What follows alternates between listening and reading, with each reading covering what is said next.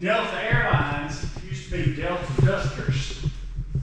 Now they're Delta Airlines. But they started out the crop duster business. This is their office. You're standing in Delta Airlines or Delta Dusters office before they were Delta Airlines. This is what it looked like, had a little thing around it. I built everything back. You put the lights back, put the ceiling fans. This is a picture of it in 1930. See the old cars? Wow, that's incredible. I mean, the exterior looks like it's in just phenomenal condition. Well, I rebuilt it. John D. Rockefeller and his wife designed this building. And it's the only one like it. Delta Airlines, there was one in Monroe that wasn't a two-story. It was like this, but it wasn't a two-story. And they moved it all the way to Atlanta. It's there now, brick by brick.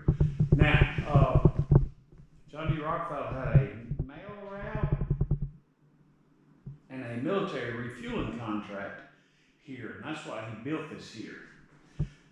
This is old pictures of when crop dusting first started. All these guys are in the Army. The government actually set up a research foundation here to experiment with crop dusting.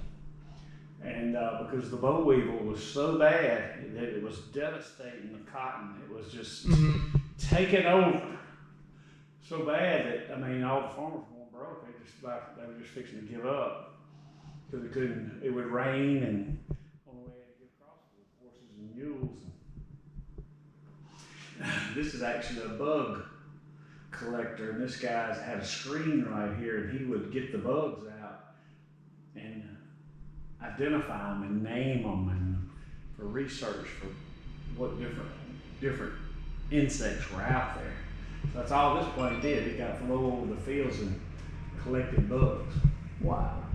A lot of history out here. Yeah, and that's you know Lots and lots. This is one of those big stories that goes untold that people just don't know. But Yeah. it's very, very significant, not only to Louisiana, but you know, nationally and internationally.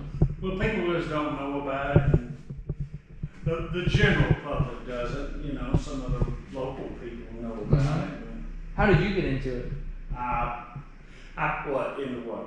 Into just like, into flying, crop dusting, and. Well, my dad did it. I actually fly with the aerobatic team. I'm a formation. Oh wow! Pilot and this. I don't usually crop dust full time. My son does. He went to Indiana up there on the corn run, so he left me here doing this. So, but anyway, yeah. this is how it was rebuilt. There's a second Put floor. it back. I'm going to show you upstairs here in a minute. This is pretty interesting. This is a form of navigation back in the day. It showed you where true north was. You got to understand, these airplanes didn't have electronics. And when they flew over, oh, okay, I know where I'm at. I know which way's north. That's how they actually found their way along. Wow. And now, do you still have that painting on top of the building? Or is No, this building actually is gone. Okay. It was over here. How about, what are these? Those the outhouses? That's our outhouses. Yeah. Yeah.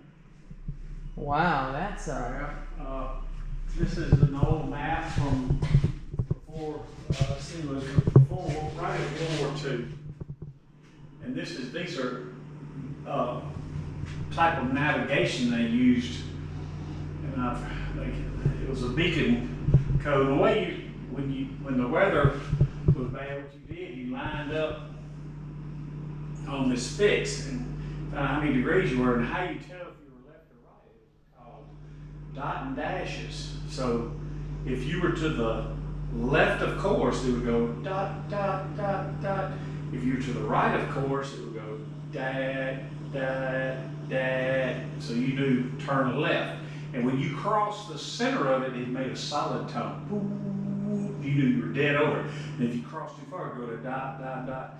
That's why hearing is with pilots, they wanted your hearing to be really, really good, because that's how you train them. When you were dead on this cone, and then it would also get stronger as it was weaker out here, and as you got closer to the station, it would get stronger and stronger. But that's the early navigation fan marker beacon. Wow. Yeah, so. That's incredible. Now, is this the only building still standing from? This is the only one in the world like this. Okay. It's the only one. There's not another one like Like, did all the other buildings around this get destroyed? I mean, obviously, this Yep. this was made with very good material, Yep. being made from. Is this cinder blocks? Yeah, it's solid. Yeah. Yeah. I get into the tornadoes and everything else. But this, Yeah. hey, they built this stuff right back during the day. That's a.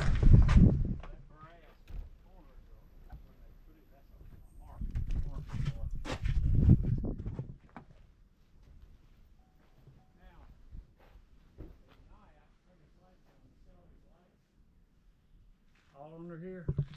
Well, back during the day, you had a mail route and you were flying at night. This is how you found your way. Lit up. In those days, a lot of people didn't have electricity, so it was many a pilot that was glad to see this at night coming in here. Another neat thing about the mail route, if you look up old mail routes, way back when, the mail route that was going through here was from Atlanta all the way to Dallas. And the guy would fly from Atlanta, stop every 40, 50 miles in a little town, and drop off mail, pick up mail, take another one, drop off mail, pick up. He would work his way all the way to here.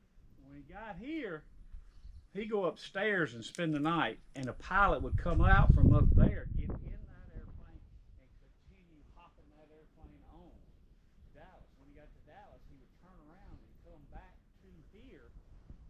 This guy would get back in it and head back to Atlanta.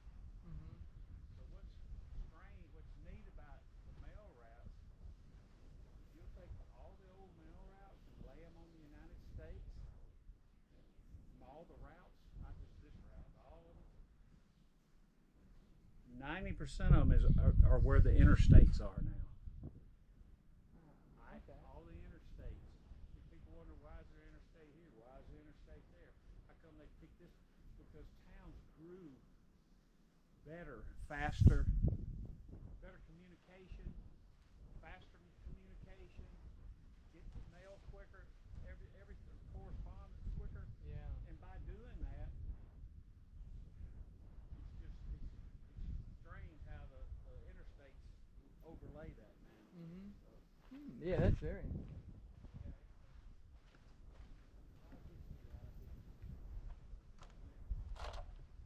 There used to be a safe in there. Now that's an equipment room. Now, Back in the day, right after the Depression, when it was built, nobody trusted banks. So these are original stairs right here. You're going up. wow. Oh, this was really built right. Yeah, see these square nuts? Yeah, these are original stairs you're going up, just like the pilot did back in 1930. I tell people, which I really ain't joking, you come out here at night, you're out here by yourself, you feel like somebody's staring at you all the time.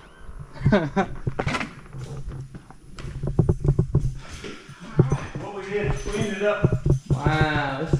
Yeah, we made it turn into a bar and a place to eat, but why they didn't turn there? But anyway, That is awesome. they had bed in here for the pilot, restroom in there. So would it have been would the style of beds in here been similar to like kind of what it would have looked like in the military, to where there would have been like either like double bunk, triple bunk beds like right here and right there against the wall, or like not because they didn't have, but they had a couple of mechanics and a couple. Actually, had some pretty nice beds. They said it wasn't military style. They had pretty nice beds actually. wow, this is really cool. This was their kitchen. They had a little cooking place and a dune. But this is where they'd stay overnight. Yeah. I really love what you've done with this place though. This is really neat. Well, thank you. Yeah, I rebuilt it. All this is rotted out. All this right here. This is what's pretty neat. This is a picture of Tallulah right here when the river, the levee broke in 1927. It flooded Mm-hmm. downtown. This building's still there. Courthouse is right here. Wow. These are old crop dusting pictures from way back. This guy used to fly P-51 Mustangs in the war.